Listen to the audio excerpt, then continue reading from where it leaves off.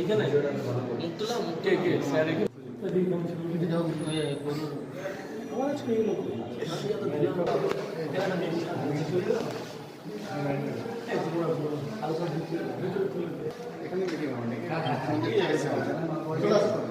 ঠিক না বাজারে যখন মামলা দিলে এরকম তো দেখবেন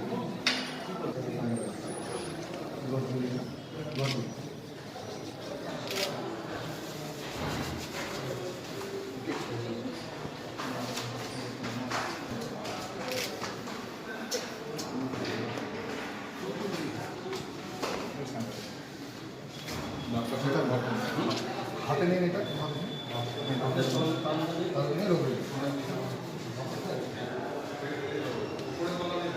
উত্তর দিনাজপুরে এখনও অবধি আমরা রিপোর্ট পেয়েছি 12 জন বিভিন্ন ব্লকের, কিন্তু রায়গঞ্জ মিউনিসিপ্যালিটি আছে, ইটাহার আছে এবং অন্যান্য লোধন আছে, বিভিন্ন ব্লকে ছড়িয়ে ছিটিয়ে কেস আছে।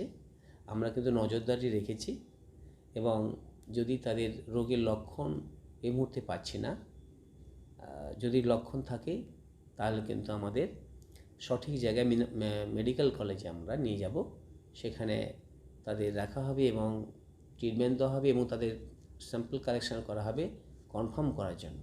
কিন্তু আপাতত তারা কিন্তু রোগের তাদের লক্ষণ কিন্তু তাদের মধ্যে নেই।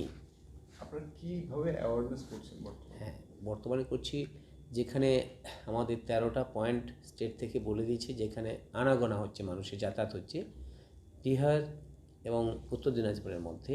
তাছাড়াও রেলওয়ে স্টেশন এবং আরও কিছু পয়েন্টের মধ্য দিয়ে মানুষের আনাগোনা হয়, সেক্ষেত্রেও আমাদের হেলথের স্টাফ তাদের ট্রেনিং দেওয়া হচ্ছে। প্রথমে first NM, second NM, supervisor এবং আশা এবং অন্যান্য কিছু প্রতিনিধি, আমরা জেনারেল প্রশাসন থেকেও আমরা হেল্প নিচ্ছি। সবাই মিলে কিন্তু যৌথ প্রচেষ্টায় কিন্তু ওরা ঝাঁপিয়ে পড়েছে ওই জায়গাতে।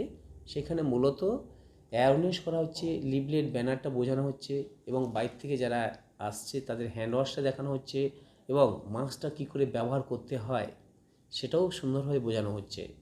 এবং তাদের মধ্যে যদি কোনো রোগের সিমটম থাকে তাহলে কিন্তু তাদের নিয়ে জেনারেল প্রশাসনের সাহায্য নিয়ে অ্যাম্বুলেন্সে যে কোয়ারেন্টাইন যেখানে করা হচ্ছে 14 দিনের ব্যাপার রয়েছে যেখানে, সেখানে কিন্তু ভর্তির ব্যবস্থা করা হচ্ছে।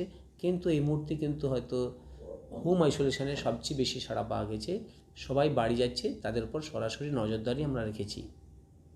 আপনারা কোয়ারেন্টাইন বেড কতগুলো রেখেছেন? হ্যাঁ, বিভিন্ন ব্লকের মোটামুটি আমাদের এই মুহূর্তে প্রতিটা কোয়ারেন্টাইনে 50টা করে বেড আছে, রাখা হয়েছে। কিন্তু কোয়ারেন্টাইনের একটু অসুবিধা হচ্ছে কি, ওখানে তো আর সঙ্গে সঙ্গে ডাক্তার সিস্টার দেওয়া যাচ্ছে না, কিন্তু তারাও মানুষজনও থাকতে চাইছেন না। তারা খুব সুন্দর কথা বলছেন, স্যার আমরা তো বাড়ি এইখানে, আমাদের যদি রোগের লক্ষণ যদি আসে নিশ্চয়ই, আর আমাদের লোকও ওদের সঙ্গে যোগাযোগ রাখছে। কোনো তবুও আমরা কোয়ারেন্টাইনের প্রথমে আমরা নিয়ে যাওয়ার চেষ্টা করছি মানুষকে বুঝিয়ে।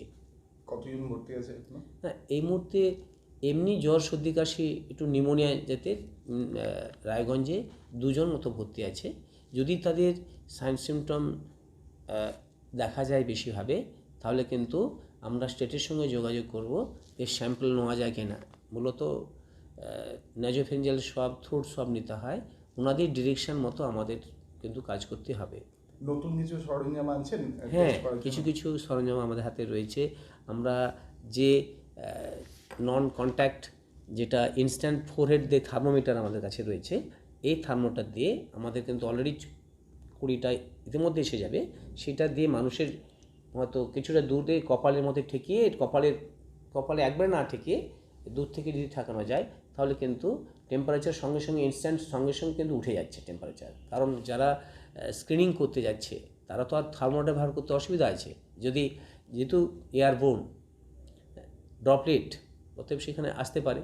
এটা আমাদের লক্ষ্য। 1 নম্বর। 2 নম্বর, মাস্কটা কী করে 3 লেয়ার 2 লেয়ার মাস্ক, N95 কথা আমি বলছি না, 2 লেয়ার মাস্ক হলে 2টো করে, 3 লেয়ার হলে আমার একটা মাস্ক, কিন্তু তাদের 4 ঘন্টা কিন্তু অ্যাক্টিভিটি থাকে, মানুষকে বোঝাতে হবে। এবং স্বাস্থ্য দপ্তরের লোক হ্যান্ড ওয়াশ কী করে করছে সাবান জল ছাড়া, যেখানে অ্যালকোহল 70% অ্যালকোহল হ্যান্ড স্যানিটাইজার কী করে ইউজ করতে হয় সেটাও মানুষকে বোঝানো হচ্ছে।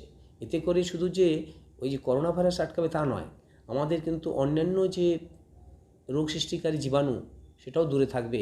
বিশেষ করে মাস্কের ব্যবহারের পরে টিবি জীবাণু অনেক দূরে সরে যাবে আমাদের বিশ্বাস। ইতিমধ্যে যেটুকুন ক্রাইসিস ছিল আমরা কিন্তু অলরেডি আস্তে আস্তে কিন্তু অল্প অল্প সাপ্লাই আসছে, কিন্তু সবচেয়ে গুরুত্বপূর্ণ মানুষ কিন্তু চাইছে যে এখনই দিন। তো তাদের তো দেওয়া সম্ভব নয়। কাদের দেওয়া হবে সেটা কিন্তু যারা ট্রেনিংপ্রাপ্ত যে সিস্টার বা স্বাস্থ্য দপ্তরের লোক তারাই বলবে যে এদের দেওয়া উচিত।